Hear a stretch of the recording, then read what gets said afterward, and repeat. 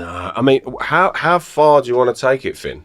You ride till the wheels fall off. Yeah. This is what I was talking to a geezer the other day, and he's really close with like big fighters. He's a bit of like he's like a ghost in boxing. There's these guys, they're great fans of knowledge, they're good pad men. They've been around a lot of world-class fighters, but they never have the camera on them. Or they're not the guy that gets filmed doing pads with the good fighter in the gym, or the guy that's in his corner in the ring. He might be standing on the side of the ropes. You never know them guys that's standing on the ropes and they pan to the corner. Do you know what I mean? You do now because John Ryder's standing on the edge of the ring and say, oh gosh, John Ryder, ex-pro, blah, blah, blah. But there's some guys that have great knowledge that you don't know. So we chat him and he's like, as long as you crack the top 10 and you stay in that top 10 as long as you can, you will have a good career and you will do well. Yeah. He said, the problem is there's some good fighters out there. So sometimes that top 10's a lot easier than other times. But that's when you got to raise your game and that's when you got to work hard. And I thought about it and I thought, yeah, no, he's damn right. The longer you knock about in that top 10 in the world, you're going to get a chance to be a world champion. Yeah. The longer you knock about in that top 10, someone will give you an opportunity. That top 10 is depending on what weight class, though, isn't it? Yeah. So you're in your weight class and you're battling the list. Yeah. But do you know what I mean? If you're constantly sticking your top 10 in the world, you will get the opportunity to be a world champion. And if you get the opportunity to be a world champion, whether you win or lose, you got the opportunity for one night to be the best guy in the world. Yeah. Like for one night, you got the opportunity to do that. And you got to be happy. Yeah. These guys that sit there and go, I want to be 8-time world champion, diddle. It's because they don't even know how to go and be English champion yet. Yeah. They ain't even been a Southern Area champion. So how can you tell me you know what it's like being... Have you even been in a gym with a world champion? I have. It's scary because you're looking at him going, oh, this guy is actually serious. Like that's what... that was the moment. Like early on with Mark, this was towards the back end of him and Billy Joe. Wow. So I got to see a lot of Billy Joe preparing for Canelo Alvarez. I got to be in the gym, but virtually a fly on the wall and watch this guy work. That you're watching a world champion, you're going, that's what it should look like. Yeah. He moves like this. When he's sparring, he's working at this level, or he's reacting to this a type of way. Because world class levels in their camp will still have good spars, bad spars, great days, bad days. It's how they work them days and how they still look good on a bad day. Yeah. And so I've got to see that, and I'm trying my best to imitate what I can feel that is. Do you know what I mean? Like, I've seen these guys work. When Martin J. Ward was preparing for his world title fight, me and Giorgio and Freddie all sparred him. Right. Like once a week, we would get sent to Matchroom and do like 4 rounds of him, 6 rounds of him.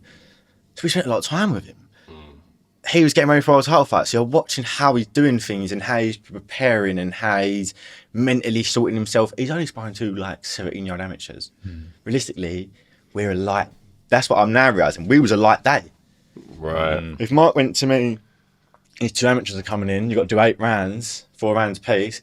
In my head, I go, yeah, no, cool, that's a good day. But that's because I'm older now. Whereas that 4 rounds then, I was like nearly sick the night before, thinking I'm going to get done tomorrow. Like, this geezer's going to be serious work. But yeah, it's like I say, seeing stuff.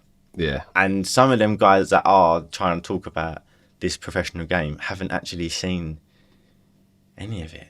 No. They've been in their amateur setup. They've got to 19, 20.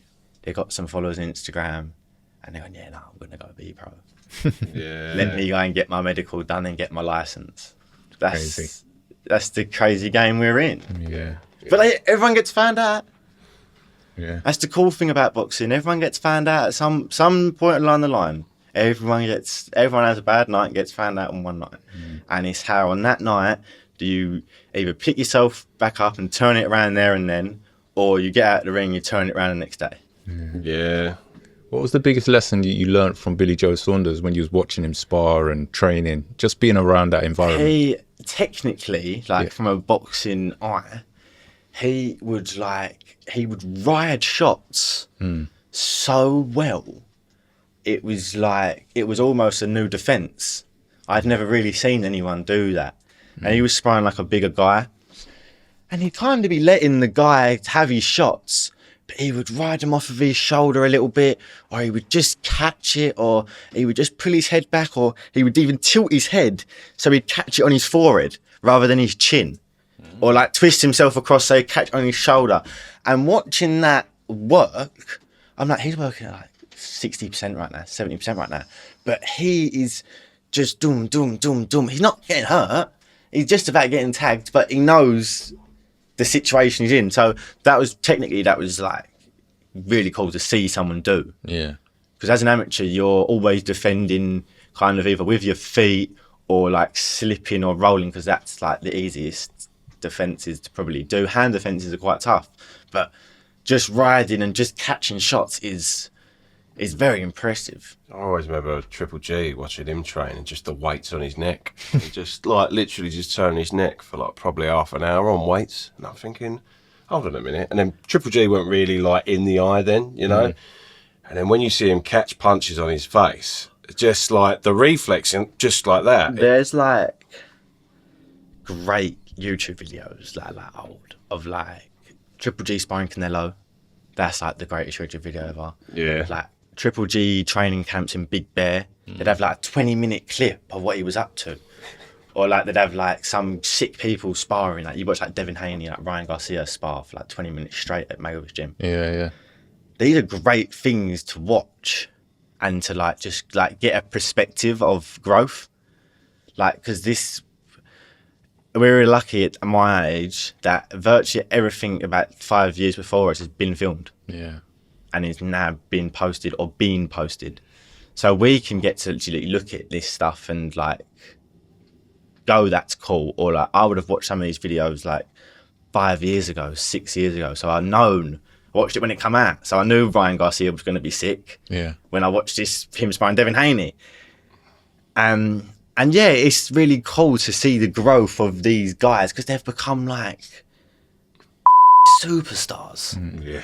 Like completely, there's echelons to like superstardom. Yeah. And that little lightweight three, Gervonta Davis, even Teofimo Lopez, Ryan Garcia, Devin Haney, have become, and they're not as good as like Sugar Ray Leonard, Marvin Hagler, Roberto Duran, Tommy Hearns, but they're probably like superstardom that level. Yeah. Which is nuts. Yeah.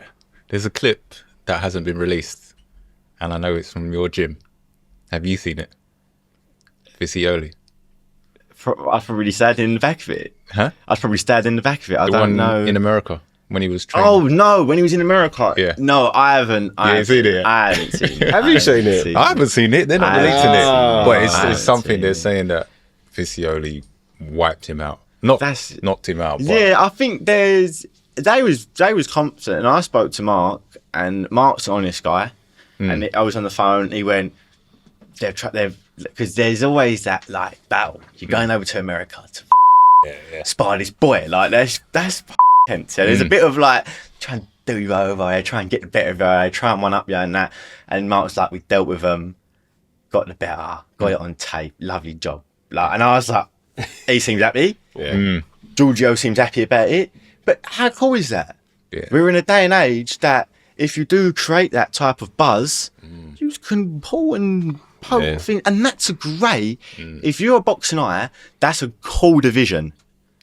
There's little prospects in there that are my age, 22, 23, 24. Giorgio's wild. Some younger guys on the Queensbury side, the DAZN side, the American side, that are pretty good.